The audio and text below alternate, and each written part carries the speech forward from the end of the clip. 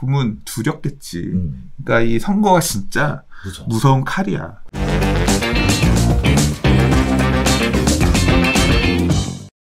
두 번째 이야기, 네, 바로 갈게요.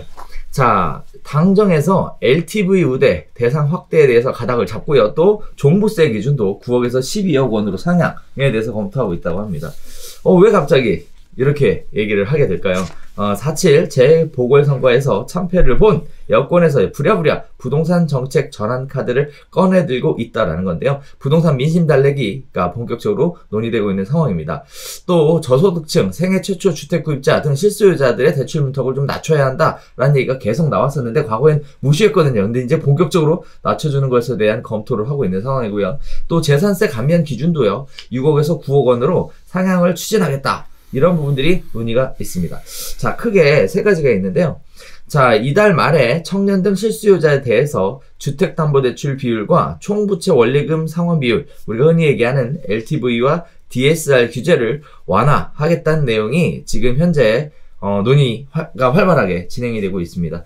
현재는 투기과열지구에서 LTV가 40%, 조정 대상 지역은 50%가 인정받고 있는 상황이고요. 자, 이런 부분들은 청년 등 실수요자들에게 어떻게 내 집 마련의 기회를 좀 열어주겠다. 이렇게 이해하시면 될 것 같습니다. 자, 그다음에 부동산세 기준을요. 종합부동산세 기준을요. 9억에서 12억 원으로 상향 조정하는 방안을 검토하고 있는데요. 그래서 이런 부분들이 여기서만 끝나는 게 아니라 종부세 대상을 주택가격 상위 1, 2% 주택에 한정하는 방향 또는 만 60세 이상 1주택자는 집을 팔 때 종부세를 내게 하는 과세 이연제도 이런 것들도 종합적으로 논의가 되고 있다고 합니다. 자, 그리고요.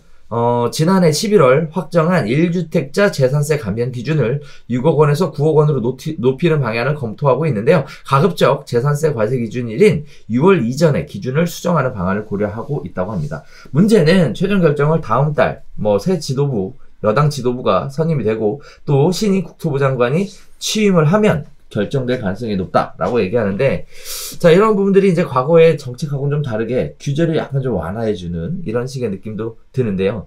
부동산 가격의 상승으로 연결되지 않을까라는 우려의 목소리도 약간 있는 것 같고요. 또 이런 부분들이 정말 올해에도 혜택을 받을 수 있을까에 대한 생각들도 좀 있으신 것 같아요. 어떻게 보셨어요, 수장님은? 이제 구체적으로 안이 다 나온 건 아니잖아요. 그렇죠. 네. 네. 일단 제일 저는 좀 어이가 없었던 게, 어이가 없었다기보다는 네. 이제 서울시장 선거 참패를 하고 나서 세금을 건드렸더니 이게 확실히 민심이 별로 안 좋구나. 그렇죠. 이제 그걸 느껴서 뭔가 귀담아 듣는 척이라도 해야겠다. 또는 이제 진짜 발등에 불이 떨어졌으니까 우리가 이제까지 끌고 왔었던 조세정책, 세금으로 부동산을 잡겠다라고 했던 방향이 맞는 건가? 그러니까 지금 불만들에 대해서 세금 너무 과하게 늘어났다. 그렇죠. 내가 뭘 잘못했다고 세금을 더 내야 되냐? 그래? 그러면 세금을 좀 줄여주는 액션도 취하고 실제 좀 줄여줘야 되지 않겠냐? 그 고민을 한 거고. 네네. 그리고 이제 대출 받고 싶은데 대출도 못 받아. 대출 받아 집 사고 싶은데 대출 너무 덜 해준다. 네. 이 부분에 대해서도 특히 30대 애들 불만 많은데, 맞아요. 이제 그 부분에 대해서 이제 고민해보겠다. 이제 이런 측면에서 액션을 취하고 있는 거. 구체적인 안은 좀 나와야지 할 것 같은데, 지금 이제 이 보면 기존에 이게 타이틀들이 다 이래. 지금 김병묵 의원 발의안에서 종합소득세의 부과 기준을 9억 원에서 12억 원으로 상향하겠다. 네. 3억 올려주고 되게 많은 것 같은데, 이거는 사실 이제 이 9억 적용받는 게 1주택자잖아요. 네. 지금 현재. 네, 맞아요. 그러니까 네. 1세대 1주택자만 이 종부세 공제가, 기본 공제가 9억인 거예요. 맞아요. 예, 이걸 이제 12억 올려준다는 얘기인 건데, 1인이 2주택 이상 갖고 있으면 그 공제는 6억이거든요. 근데 그거는 이 안에 보면 6억에서 7억으로 올려주겠대. 그 정도 선이 1억 정도. 그래서 야, 이거 1억을 어디다 갖다 쓰냐. 이제 물론 확정된 내용은 아니에요. 그렇기 맞아요. 때문에. 그러니까 지금 그것만 봐도 알 수 있듯이 지금 여기 재산세 감면 기준이든 이런 부분들이 대부분 1주택자. 그러니까 1주택자에 대한 어떤 달래기, 그러니까 명분이 그런 거예요. 그러니까 기본 디자인 자체가 하나만 갖고 계셨는데 세금을 넣으셨다고요? 저희가 그 마음을 헤아리지 못했습니다. 세금을 좀 감면해준 이런 걸 할게요. 네. 2주택? 니들은 적폐잖아. 그러니까, 그러니까 지금, 그런 어떤 기조. 그러니까 1주택자는 죄송합니다. 2주택 이상은 이게 일단은 깔려 있어요. 그게 큰 틀에서 벗어나진 않았어요. 자, 이게 뭐 올해 지금 재산세, 작년에 지금 사실 이제 이런 민심이 세금 늘어난 부분에 대해서 분노한다. 맞아요. 이게 이제 표로 표출된 게 고작 작년 세금 낸 것 같거든요. 근데 작년께 요거라면 그렇죠. 이제 올해 이제 나오게 될 재산세와 이 종부세는 그러니까 지금 6월 이전에 끝내서 올해 세금을 좀 1주택자들한테도 세금 증가분을 감쇄시켜서 좀 우리 너무 미워하지 마. 왜? 내년에 대선 있잖아. 그러니까. 올해 만약에 1주택자 이거 해가지고 안 했어. 뭐. 이거 만약에 세금이 왕창 1주택자들도 왕창 나왔어. 그러면 내년에 그러니까 지금 올해 한번 경험해 봤잖아. 서울의 아파트 거기다 대서 서울시장 선거에서 세금 때문에 한번 이거 올해 봤잖아. 근데 올해 세금이 막 1주택자들은 세금이 엄청 늘어났어. 맞아. 그러면 이제 7월, 9월 세금 내고 종부세까지 12월 딱 내고 내년에 지방선거 맞는 이 상황에서 보면 두렵겠지. 그러니까 이 선거가 진짜 무서운 칼이야. 그러니까 이 선거가 무서운 거야. 제가 생각할 땐 그래서 6월 안에 어떻게든 해서 하겠다. 왜 다급하냐. 선거가 쫄리게 했다. 그렇죠. 근데 그 와중에도 2주택 이상인 사람들은 보니까 쪽수가 얼마 안 많아. 표수가 나오더라도 그렇게 많지. 니들은 계속 좀 죽어라. 근데 그분들, 그러니까 그럼 이게 별로 큰 차이가 없기 때문에 2주택 이상 다주택 같은 경우는 지금 뭐 구간에 따라서 2% 넘어가는 종부세 내야 되는 분들 있잖아요. 네네. 뭐 올해는 죽었다고 생각해야지. 세금 이렇게 잘 회피 안 되어 있는 경우들은 그러니까 이런 어떤 세제 논의가 나오더라도 나한테는 언제 봄이 오나 갑갑하겠죠. 선생님 네. 중요한 얘기 하셨어요. 네. 다주택자는 이러한 완화 부분에 있어서 기대할 게 없어. 난 6억에서 7억 올리는 거고, 6억 공제 기준이 이게 2005년도에 나온 건데 지금 2021년인데 그거 1억 장난 아니야. 난 얘기가 바로 튀어나오더라고요. 그러니까. 네. 아니 뭐 제 맘 같아서는 6억 기준 공제 12억으로 올리고 1주택자는 15억 정도를 해줘야지.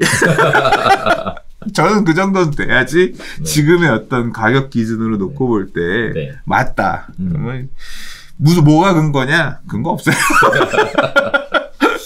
다주택자보다 1주택자가 훨씬 많으니까 네. 일단 그분들의 마음부터 먼저 달래고 보자. 네, 그렇죠. 네, 이렇게 나온 것 같아요. 철저하게 그 표 계산을 해서 어떻게 하면 우리가 좀 생색을 내며 그리고 또 이제 저것도 좀 약간 명분과 뭐를 실리를 다 잡으려고 하는 그 정치공학적인 계산이 깔려있는 아니다 두 개가 그러니까 선거의 무서움을 우리 한번 봤기 때문에 저는 뭐 그 정도 생각하고 있습니다. 사실 세금이 엄청나게 종부세가 늘어날 것으로 예상되니까 공시가격 발표되고 나서부터 연일 신문지상에 지금 공시가격 잘못 측정된 거다. 뭐 아니다 제대로 된 거다. 잘못된 거다. 제대로 된 거다.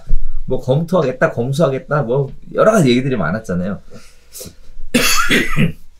과거에는 공시가격 관련해서 이렇게까지 사람들이 관심을 가지진 않았거든요.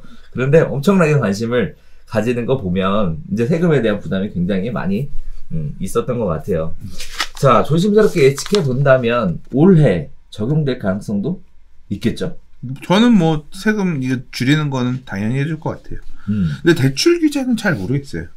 이게 이제까지 잘 대출로 들어가는 것들을 조여서, 그러니까 결국 이제까지 계속 이 정책이 옳다 이런 뜻이 아니에요. 한번 이 방향으로 왔기 때문에 되돌릴 수가 없어서 이렇게 계속 온 건데, 맞아요. 부동산 시장으로 가는 신규 수요를 줄인다. 그러니까 돈줄을 계속 잘라서 이 시장이 부풀어오는 걸 막겠다 이런 측면에서 대출을 계속 강하게 옥죄왔고 계속 옥죄왔는데, 이게 이제 좀 대출 받아서 집을 못 사서 억울해요.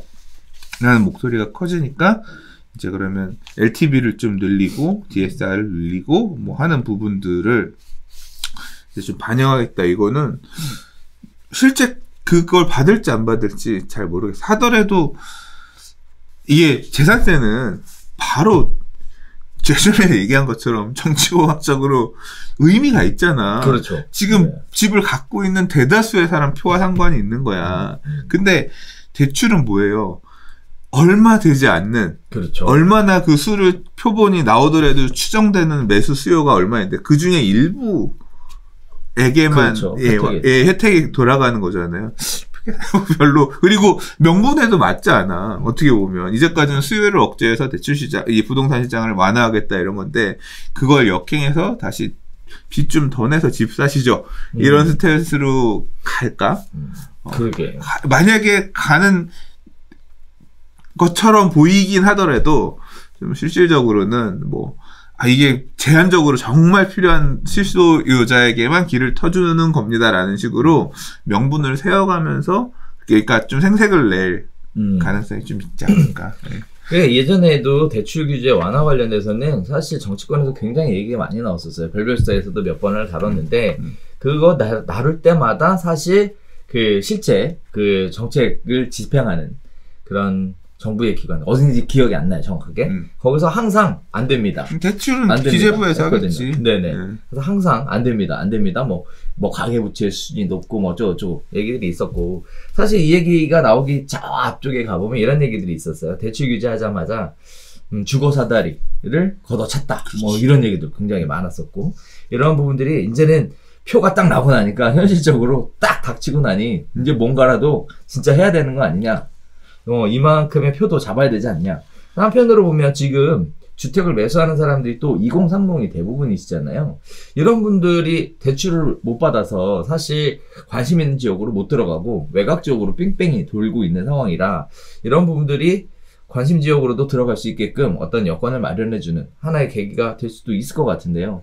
아무튼 대출에 대한 이야기도 한번 지켜봐야 될 것 같습니다. 그러니까 이거 10% 늘어나거나 아무튼 대출 요거 때문에 못 사고 계신 분들 입장에서는 뭐 희소식일 수도 있고 다주택자 분들은 별로 상관없는 얘기고 여전히 얘기죠. 네. 네, 우리 소장님은 상관없다고 지금. 나랑 상관없는 얘기라서 그런지 좀 말씀.